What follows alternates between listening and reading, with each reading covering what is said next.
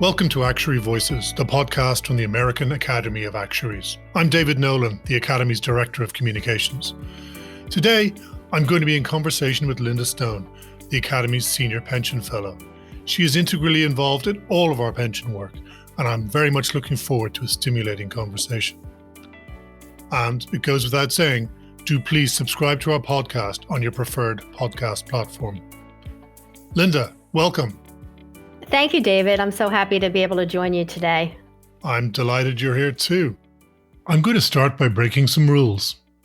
We usually try and make these podcasts as timeless as possible, but we are speaking in March, which is Women's History Month. And of the many areas that the Academy does, I wonder, could you talk a little bit about how women are differently affected by pension systems and pension provisions? Yeah, happy to do that, David. I've been very focused on women's retirement security for a long time.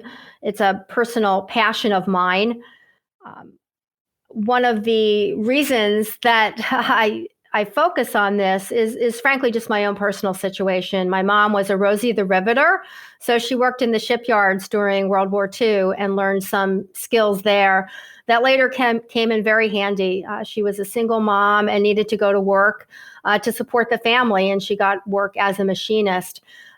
She never made much money. She never had access to any kind of retirement plan.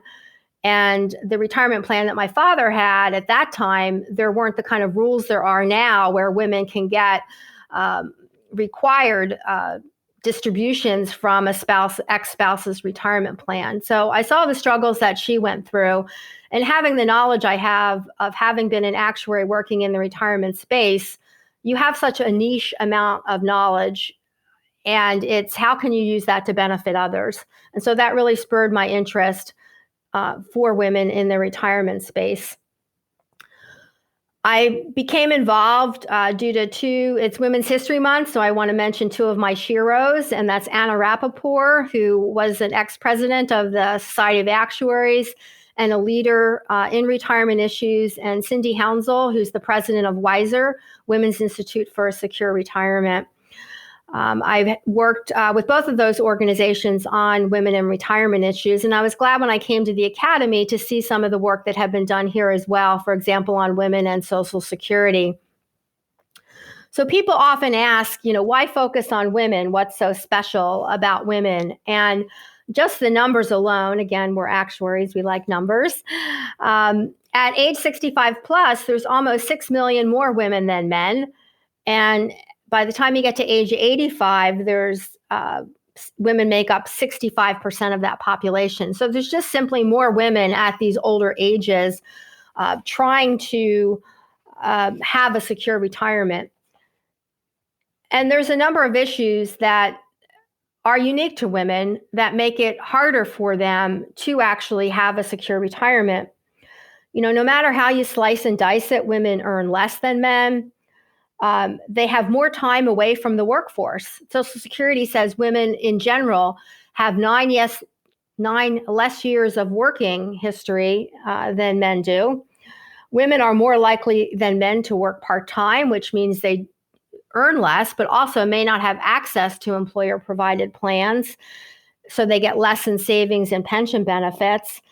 And they're more likely to live alone in retirement. Half of women over 65 are single. Many women marry older men who die sooner. Women live longer. And so they have a longer amount of time to use less resources. So I often say women accumulate less than men over their lifetime and have to make it last longer. That's a very, very tough challenge, one that it's unclear whether the current pension system is set up to deal with. But maybe you could talk a little bit about minority women and whether they are specifically impacted by this. The challenge is even greater for minority women for many reasons. Some of the statistics that are quoted are that women earn 82 cents on the dollar for compared to white men. For Black women, it's 63 cents, and for Hispanic women, it's 55 cents. So if you're earning less, it's much more difficult to save. Minority women also are less likely to have access to an employer-sponsored plan. And if they do, they're less likely to save. There also are some issues with regard to home ownership. There's discrepancies in, the percentage of home ownership between white people and Black people. And many people use that home as their retirement security, either to sell so they can have income or so they can move into some other type of facility. There's also issues around intergenerational wealth transfer, which are much less for Black families and Hispanic families than white families. So again, sometimes that intergenerational wealth transfer is used as a nest egg to help with retirement security. So minority women face much greater challenges to be able to have a secure retirement. And in fact, they rely much more on Social Security. And there's about 20% of Black women are kept out of poverty by Social Security, which says that is really the kind of main lifeline to their ability to have a secure retirement. That suggests that we need to fix the issues with Social Security sooner rather than later. Exactly. And one of the provisions that was talked about in the webinar and that many of these reform proposals address is the fact that women, even if they've not been poor, they're more likely to end up in poverty in old age. And so some of these Social Security provisions really look at increasing a minimum benefit, but not starting that minimum benefit until somebody has already been retired for 15 or 20 years. So you're really supporting the oldest old, because at that time, a lot of assets have run out. They've used the assets they've had to take care of the husband in the relationship, perhaps, while he's been going through his long-term care challenges. So that's why a lot of women end up without a lot of assets. They've just been spent down by that point in time. So this provision to increase that minimum benefit would certainly address that problem. Great. Now, I think you've testified in front of Congress. Isn't that right? Yes, that was such a great experience. I was very lucky to be asked to speak to the Senate Special Committee on Aging. I'm from Pennsylvania, and Senator Casey, he is now the chair of that committee, but at the time he was the ranking member. And through him, I was able to testify about financial security and retirement and some of these issues that face women. And it was a really great experience, not only to share this information. I've obviously never testified in front of the Senate before. So Susan Collins was the chair at the time, and she came down and thanked me before my testimony. And the hearing was very bipartisan, very collegial, to see all of the members kind of share stories and interact with each other. It was very encouraging to me, to hope for bipartisan legislation around retirement, to see that all of the senators actually shared many personal stories in the course of asking questions. They would share what they had seen, either with, an aunt who had to give up her job to caretake her mother. One of the senators talked about his parents having Alzheimer's, and they just never thought how much money that would cost to care for them. They all shared their stories. And Senator Collins shared a great story that I've told, because I think when people hear stories, it helps drive home a point. And she worked on the Hill in her earlier life. And so she had access to their savings plan. And she said she wanted a new car. And so she decided the best way to pay for the car was to take money out of her savings plan to do that. And she wished that somebody had said to her at the time, don't do that, leave the money in the savings plan. It's going to grow with interest. Go get a car loan. And she said no one told her that. And it was very funny, because another senator said he did the same thing, but he was sure his car was a lot nicer than hers. So again, they bringing those personal experiences help people understand some of the challenges and in her mind, she was very focused on education and that people need to understand some of the ramifications of the decisions they're making. There's many people, when they change jobs, for example, they can cash out of their 401k plan. And if it's only a couple $1,000s, you may say that's only a couple $1,000s. And if you don't understand, the value of interest and deferred savings and you're taking it out, you're going to have to pay penalties.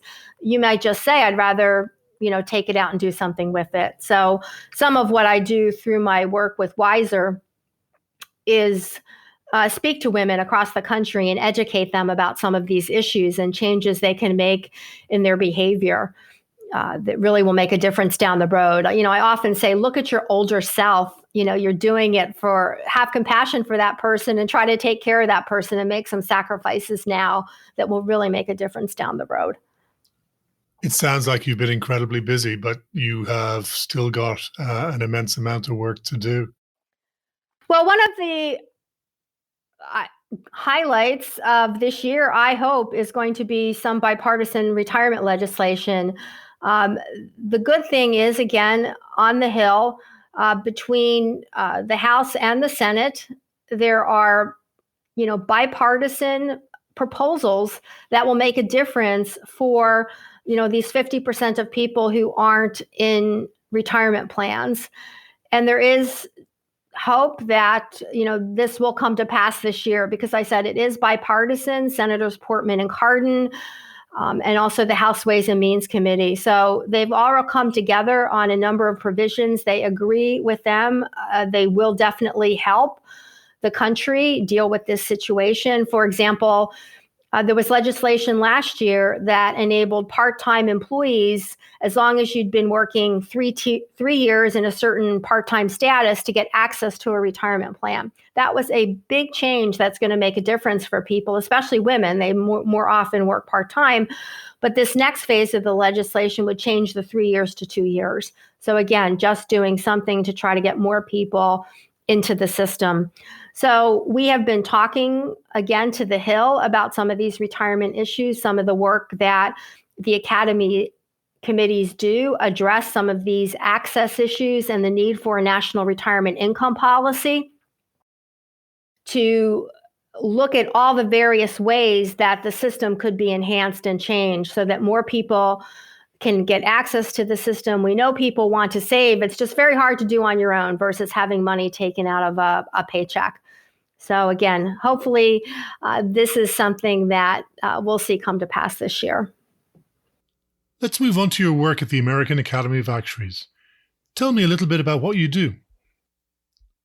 Thanks, David. I've been with the Academy for almost 2 years now. And my role here is to connect with external stakeholders, as you mentioned, policymakers, media, influencers around pension issues and retirement issues. So focusing on the public policy work that the Academy does. One of the things that's been really fulfilling to me is to see the arc of the work around multi-employer plans. When I first joined the Academy, we did a number of Hill briefings around the issues around the multi-employer plan crisis, where essentially you've got plans that will be running out of money in 20 years. And not only are they running out of money, but the PBGC who guarantees those benefits is also running out of money. Linda, could you say a few words about the PBGC? Yes, the Pension Benefit Guaranty Corporation. So it insures pensions for private and multi-employer plans. Great, thank you. So we had done a number of Hill briefings to talk about these issues, and there was bipartisan support to try to address this crisis through legislation. So I was very involved with some of the Academy experts on the multi-employer plan side, those who are part of our committee, to address the issues with various Hill staffers and educate them on different types of options they were considering to not only provide relief for those plans, but also how to reform the system going forward so we would never be in this situation again. There's basically 1.4 million people who are in these 120 plans that could potentially be running out of money very quickly. So we'd done a number of these briefings on the Hill. We had also provided advice on specific provisions they were considering and helping them see some of the actuarial ramifications of those. It's a very complex situation.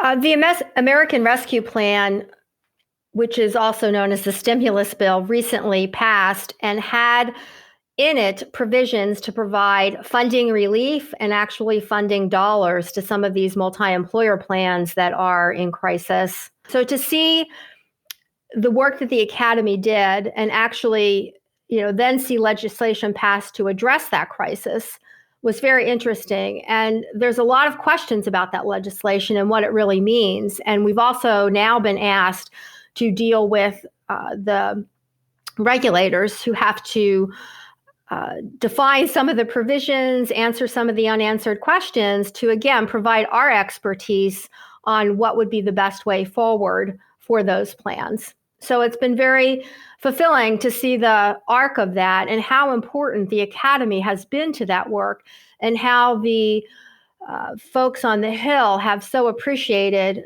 the value that we've brought and the information that we've brought to their deliberations that they've tried to craft legislation.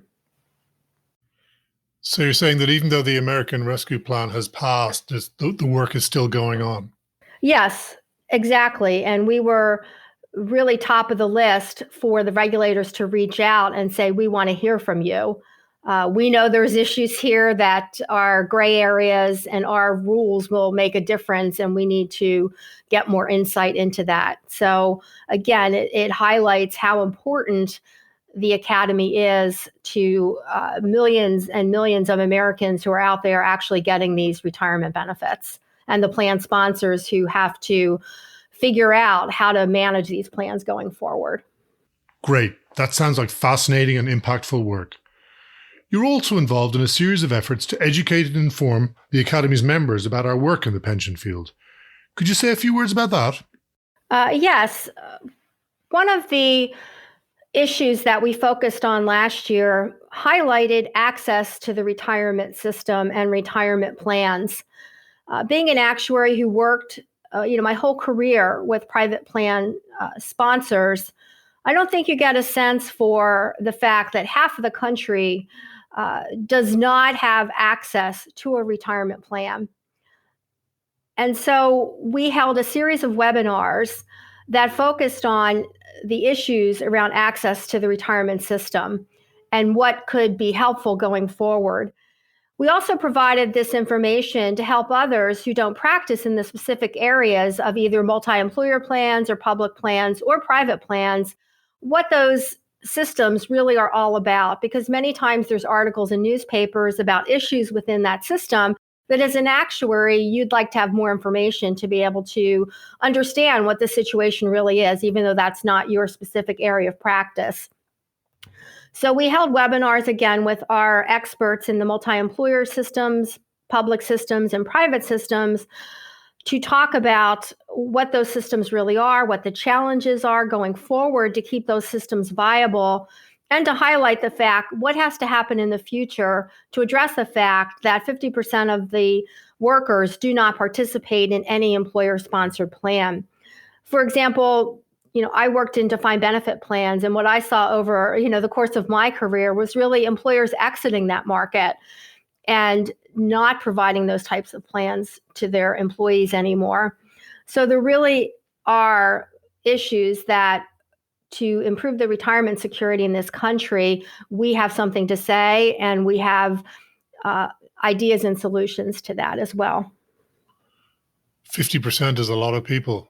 Yes, exactly. And again, I think if you're an actuary who's focused on your clients and working on these plans, you may not really see that broader picture of what's really happening for many people who are being left behind. I guess that also means that Social Security is vitally important for many of those people. Have you done some work on that? Exactly, David. And for many people, Social Security is really their only source of retirement income.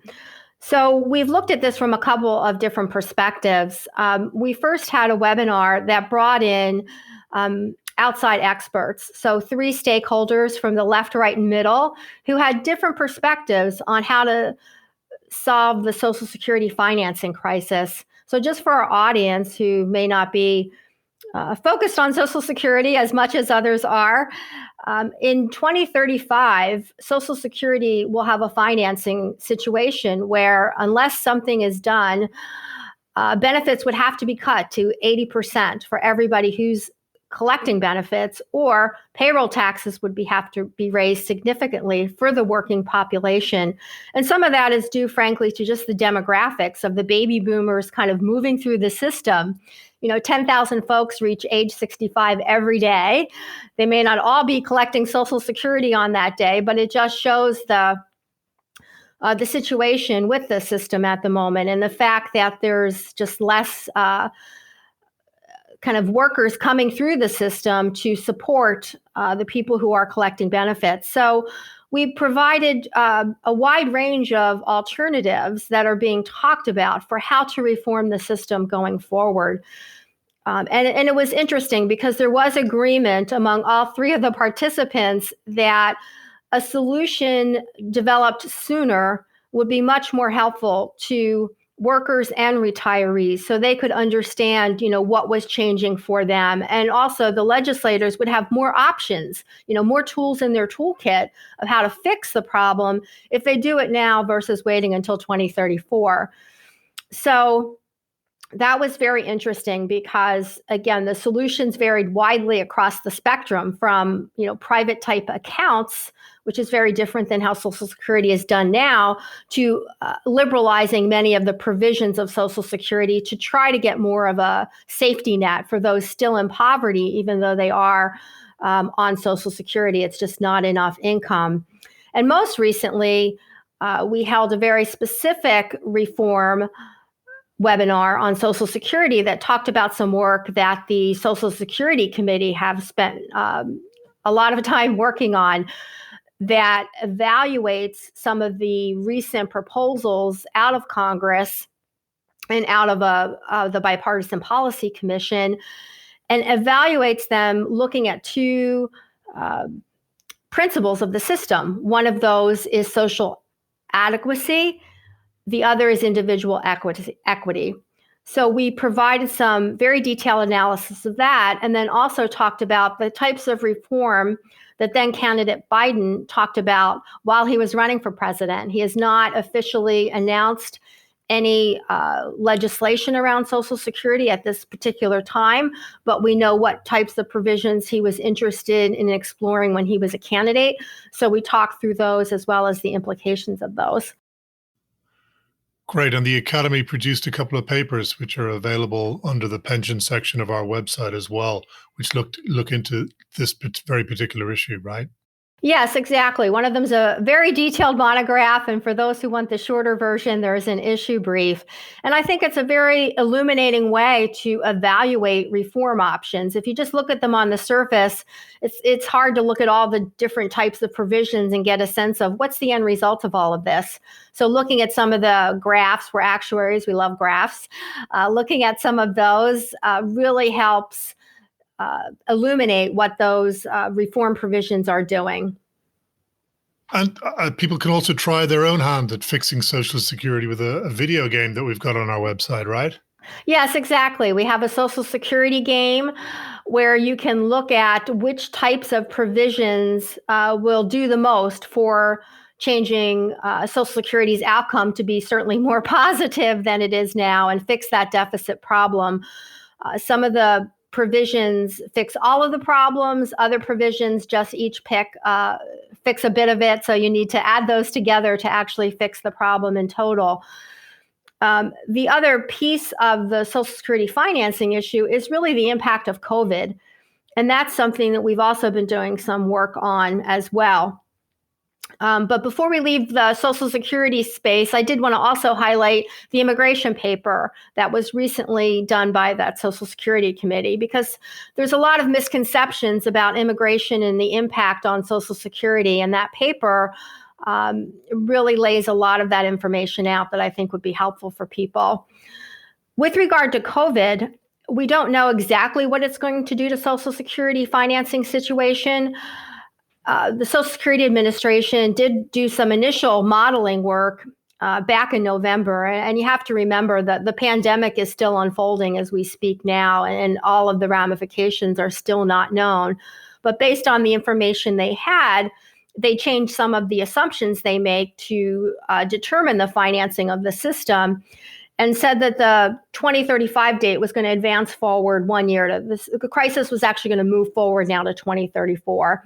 So highlighting the need for action sooner rather than later.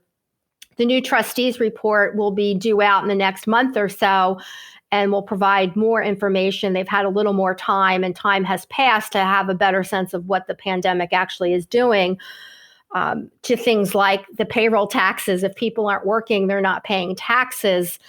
We read articles about the baby bust.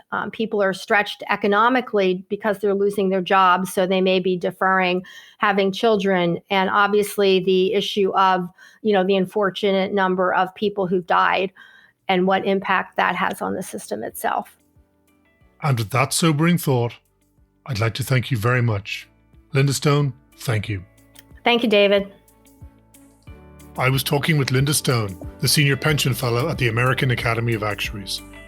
All of the resources that Linda mentioned during this podcast are available under the Public Policy tab on the American Academy of Actuaries website, actuary.org. This is Actuary Voices. Thank you for listening. Please subscribe to our podcast on your preferred podcast platform and watch out for future episodes soon.